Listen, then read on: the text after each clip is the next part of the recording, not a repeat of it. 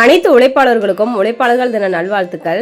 உழைப்பாளர்கள் தினம்னாவே ஆண்களை தான் ஃபர்ஸ்ட் வந்து எல்லாம் யோசிப்பாங்க. ஏன்னா அப்பா அம்மா குழந்தைங்க மனைவி எல்லாத்துக்காகவே ரொம்ப ஓடி ஓடி கஷ்டப்படுறது வந்து என்னமோ ஆண்கள் தான். அதே போல பெண்களும் வந்து சும்மா இல்லைங்க. எல்லா பெண்களுமே வந்து பாத்தீங்கன்னா இப்போ உழைக்க ஆரம்பிச்சுட்டாங்க. ஆண்கள் எப்படி குடும்பத்துக்காக வெளியில போய் சம்பாதிக்கிறாங்களோ அதே போல குடும்பத்துக்காக பெண்கள் வந்து பாத்தீங்கன்னா வீட்டுல மாங்குன்னு வேலை செஞ்சுட்டு தான் இருக்காங்க.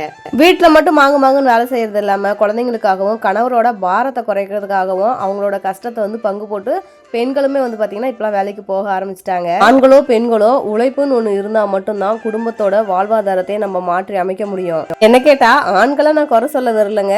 ஆண்களை விடவே பெண்களோட உழைப்பு ரொம்ப அதிகம் தான் நான் சொல்லுவேன்.